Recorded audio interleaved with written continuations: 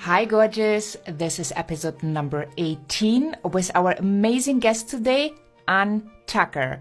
And she's going to bring a whole new spin into sales. Hi, this is Ann Tucker. You're listening to Heart Sells Podcast with Christine Schlonski. Enjoy. Before we dive into Ann Tucker's short bio, I just want to make sure that you have checked out the 7-day challenge to ask for the sale with confidence so that I can support you in setting you up for the new year for your sales success. Hop on over to christineschlonski.com/challenge, register, and we are getting started today. So you do not want to miss it. Make sure you sign up right now. And then you get all the information on the challenge via email. So you are right on time if you sign up now by going to christineschlonski.com/challenge. So here's our amazing guest of today, Ann Tucker. And the interview with her, you will just love it. Ann spent years working at the top of the corporate world. She was coaching executives and she advised them on how to reach their goals in the workplace. She has co-founded a multi-million-dollar firm, but she did find herself with the question, is that all there is? And probably you can relate. And what she then did is she did a truly global search with some of the wonderful teachers and mentors, and she then embraced her purpose as a spiritual teacher, author, and founder of the Wisdom Soup, helping to redefine business for the spiritual age. So you will be super excited because we are going to talk soul types today and how soul types influence your sales success.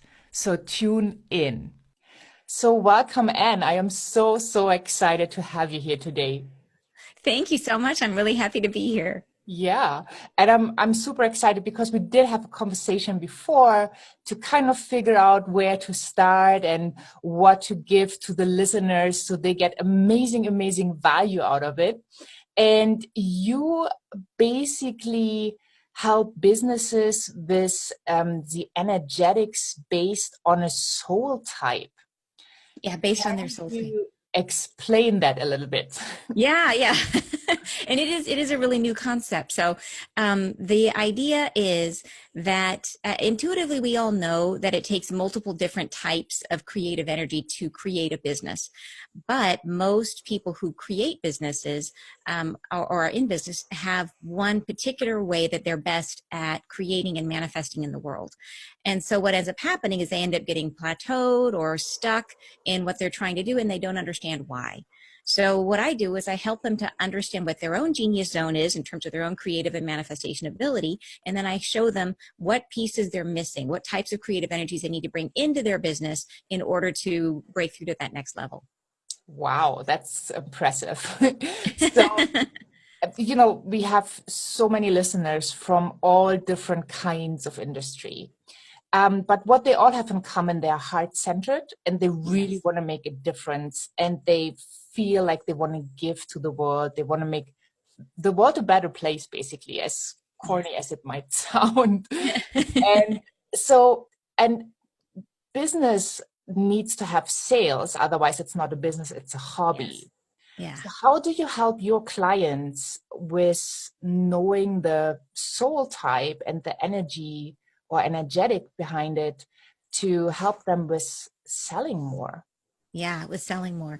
It's interesting because there are 7 different types of soul types. There's 7 different aspects of creative energy, and each of us has one that we're born with, that we came in with. This is the one that we default to, the thing that we're absolutely best at. And whenever you come across a problem or when you're trying to sell something, you're going to default to that same way of trying to come at the problem. Because think about it, when you're selling, what you're really trying to do is solve a problem for your customer.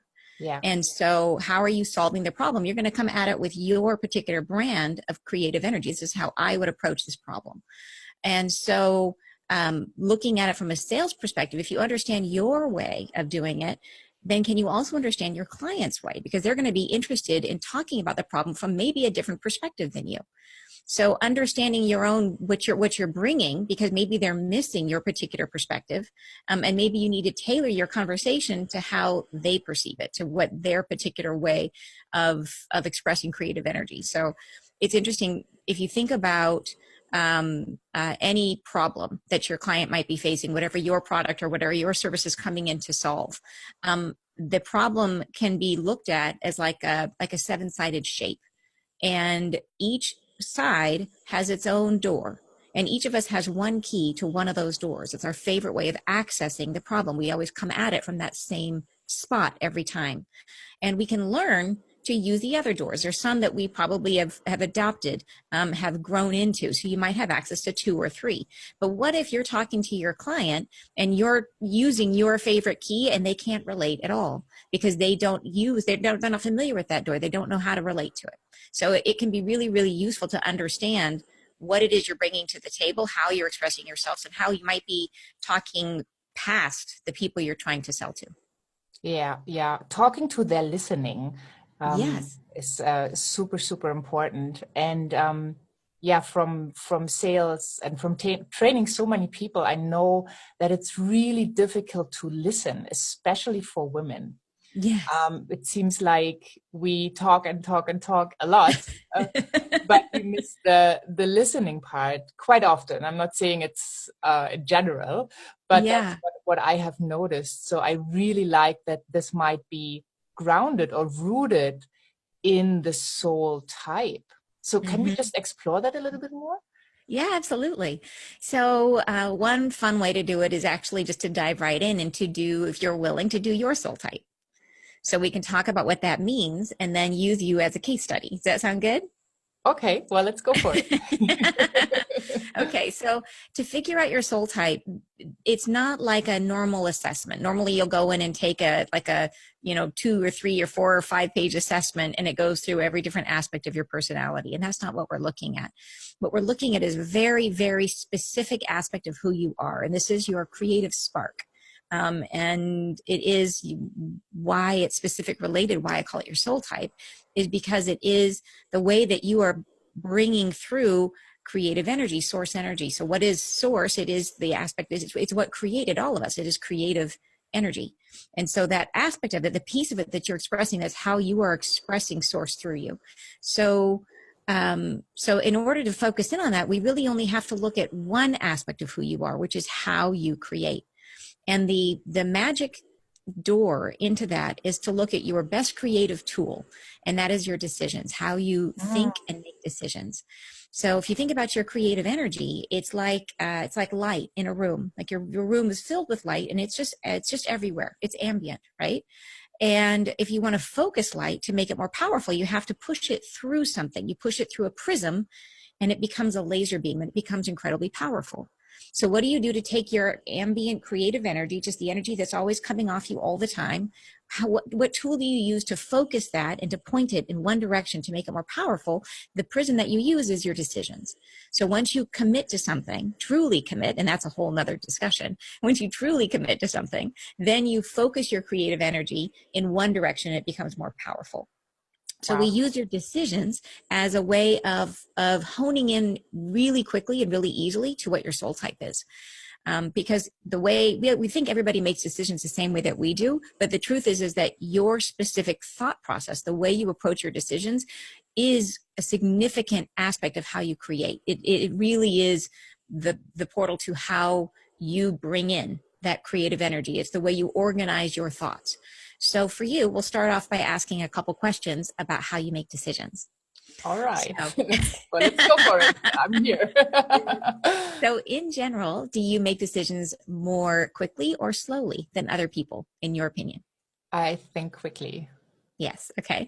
And if you were to run into someone in the grocery store, would you, that you know, would you, and you're talking to them, how much of yourself would you express in what you were saying? Would you give them just the facts and details, more like Spock?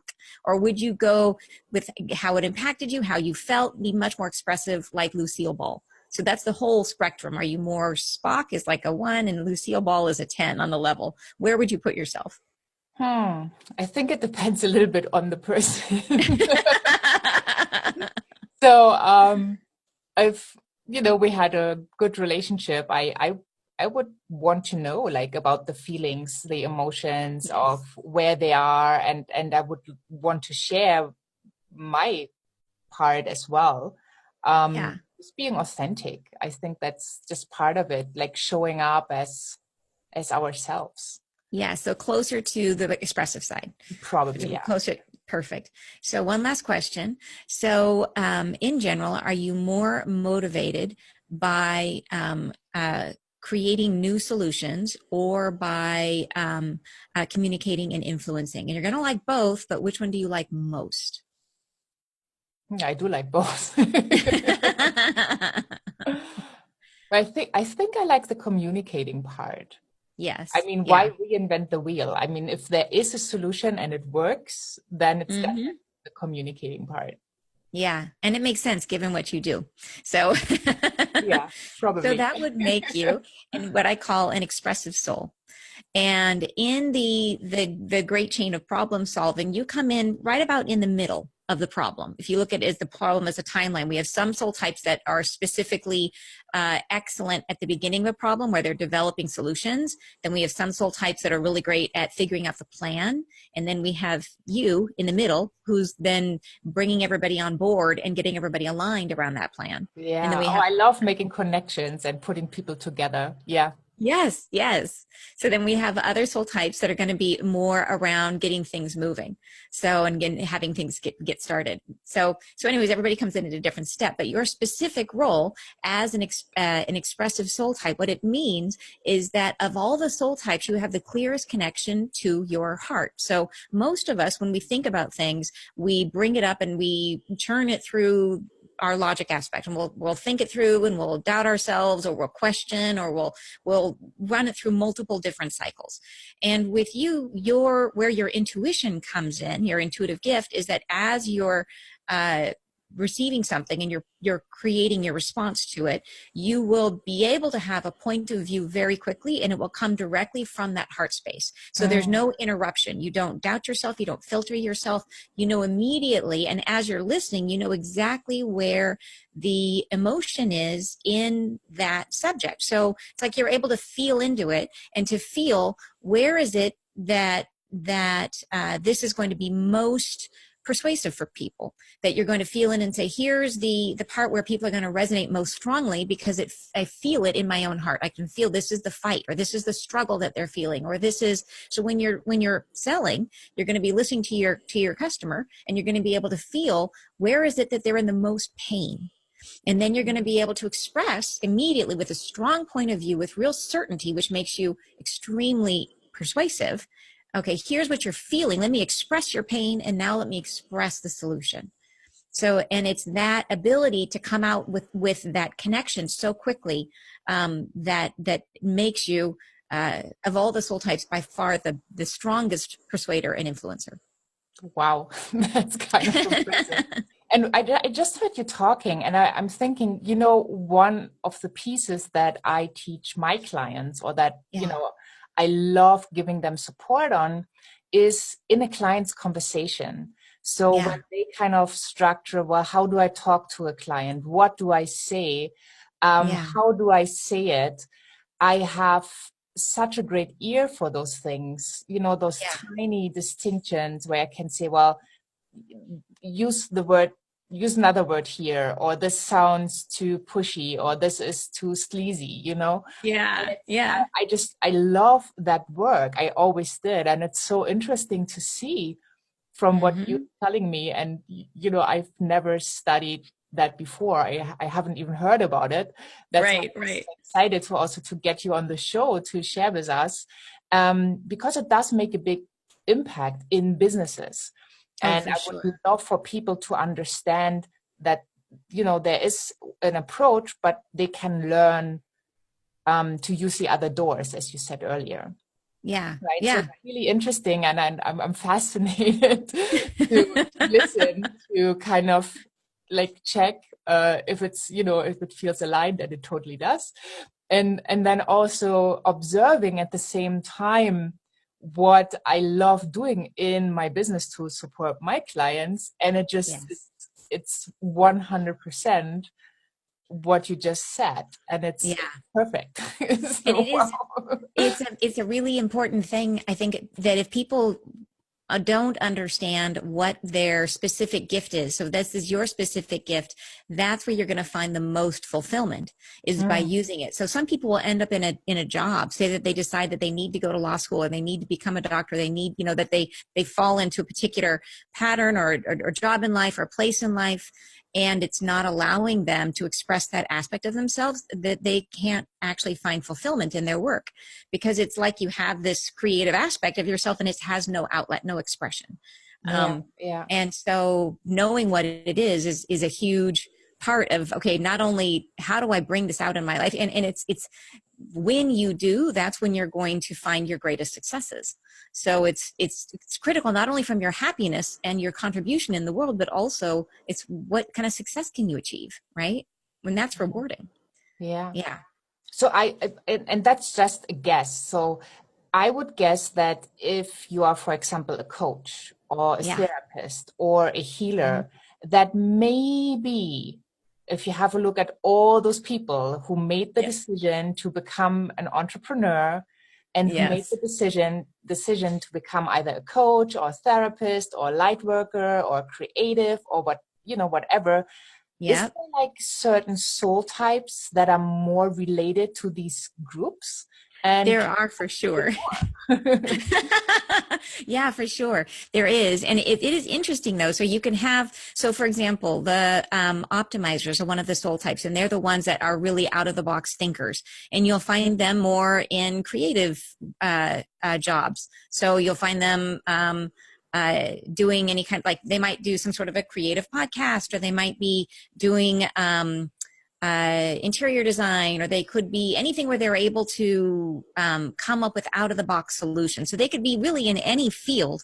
And here's an important thing to know, is that every single soul type has been in the White House. If you look at the US presidents, you can go through and just in our recent history, there every single soul type is represented. Same thing as the CEOs of companies. So every soul type has the capacity to be to achieve whatever height or goal that they want in the world. But it is finding the right fit, the right time, Mm, and the right place to where they really can bring that gift to bear. yeah. So for example, so for an expressive like yourself, doing a podcast is fantastic. Anywhere where you can use that gift to communicate and influence. Among healers, it's actually fascinating, is I've seen healers of many different soul types, really every different soul type, but the way they do their healing is completely consistent with their soul type. So you'll have people who are the optimizer type I was just telling you about. Their approach is really outside the box. So they'll come at the healing and it'll be super visual, and it'll be stuff you've never experienced before. If you find a healer who's a coaching soul, then it's going to be much more about relating, and they're going to be processing the emotion and processing the feeling in a relating style. Or if you have what I call the efficient soul, they just want to get in there and do it for you. They're just like, let me get in there and let me do it fast. Wham, bam, you're done. So it's I like that. right. They're all about the action. Let me get in there and get it done.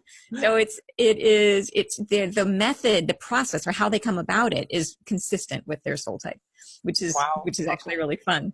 So Yeah. the good news is, because you just had the idea to take me as an example, which I appreciate very much. But for the listeners, it doesn't really matter what kind of soul type they have. They are not limited in regards to success. So Very. every business owner or coach or healer or therapist or creative can be as successful as they choose, Yes. no matter what soul type. Okay, though that's good. Yeah. Because Yeah. sometimes it looks like it's more difficult for a certain type of person to do something. So it just depends on the Yeah. approach and Yeah. knowing yourself. And then when you have figured that out, you can just go for anything. Yeah, well, and it's also some of it is making sure that you put yourself in the right environment that's going to allow you to express your gifts. So one of the things I love to look at, because I think it's such a great illustration of how to understand yourself and how to use your gifts, is to look at some case studies of real success stories within generations of families. Mm. So, for example, if you look at the Vanderbilt family, most people have heard of they're one of the original tycoon families in the U.S., one of the wealthiest families in the world. And when they first started, the very first Vanderbilt was this guy, everybody called him the Commodore. And he, when he was young, he was absolutely destitute, had no money of any kind. He borrowed money from his mom as a young man to buy a raft. And he started moving goods up and down the river. And he discovered that if he would go to other people's routes where they were already shipping and he would undercut their prices, he could steal their business. And so he would do this. He would undercut them, steal their business, and then he would go until either he put them out of business or they bought him out, one of the two, either way. So it's basically he was playing chicken.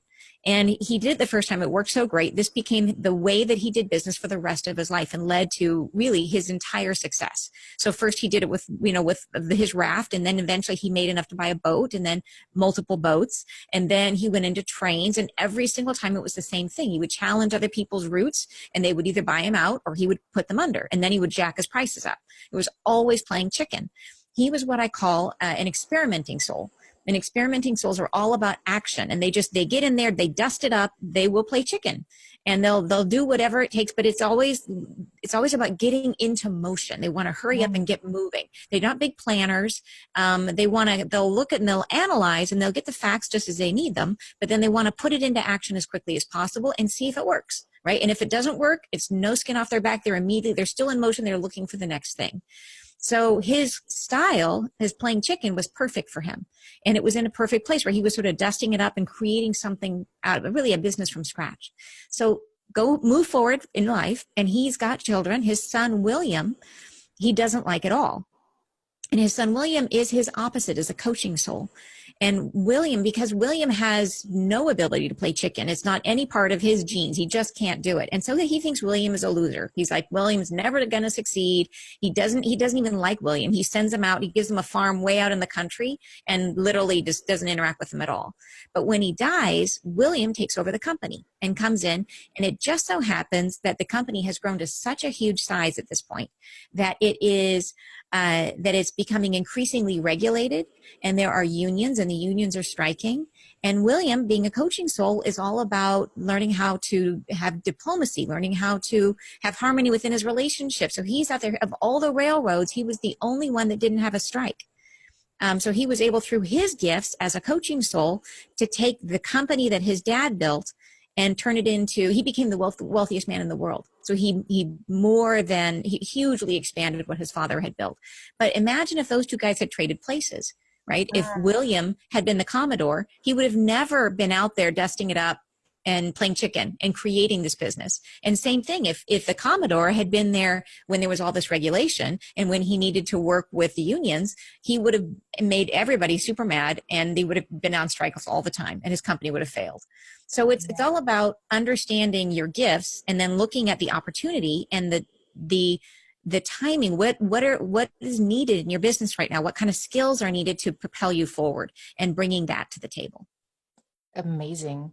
So how could people use that, if they are scared of sales, or they feel super uncomfortable, or they think, well, if I sell something, if I ask for the deal or the money, people are going to think I'm sleazy or pushy, or, I don't want to do it. What kind of advice could you give from that perspective? I think it's always in sales. I think the key is always to come from a place of service, right? And that no matter what you're doing, and from a spiritual perspective, there always has to be, when you're giving your gifts, there always has to be an exchange of value.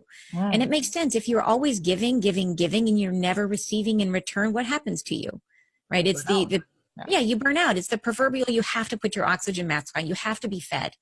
And if you're going to continue to give, you have to receive. And it's a loop. It's like everything in spirituality, everything in energy is about flow. And if nothing is flowing back to you, you can no longer give. So there has to be that energetic exchange. And so what you're doing is you're not asking for money, you're creating an energetic exchange, and you're in service. So you're serving and then you're receiving as part of that service. And it's critical to you being able to do what you do. And then where your soul type comes in is from the perspective of understanding how to serve.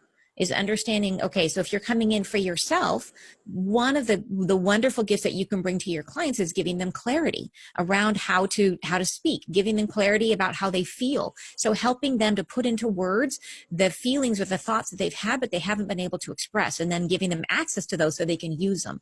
So your particular soul type is wonderful at instilling that feeling of cause, that feeling of courage about what people are doing. So getting them excited about what they're doing and invigorated about it. So and that's a huge gift, right? It's motivation. It's the feeling of being part of something bigger than themselves. And that's what you can create. And that's a wonderful gift. And you should receive for that, right? Because you have to keep it flowing. Yeah. Wonderful. Well, thank you so much for the interview. I so enjoyed it. And thank you for your gift being on the show and spontaneously for analyzing the soul type. Very insightful. And I hope that the listeners got a lot out of it as well. And if you want to know more, you just go to ntucker.com and there you find the information you are looking for. Thank you so much for being here. Thanks for having me. It was a lot of fun. What an interesting spin on business. Wow, I didn't even know all this existed. And I'm kind of happy that it looks like I'm on the right path. So if you want to figure out more, just hop on over to ntucker.com and check out her site. She is providing amazing value. Also, definitely make sure you are tuning into the next interview with her. And you just need to subscribe and make sure you get those notifications, and then just download the podcast and listen to it whenever you need some inspiration. Also, to help and support you right now, there is a free challenge, a 7-day challenge starting right now, right today, that I am hosting, where I am sharing my sales experience with you and where I help you to ask for the sale with confidence.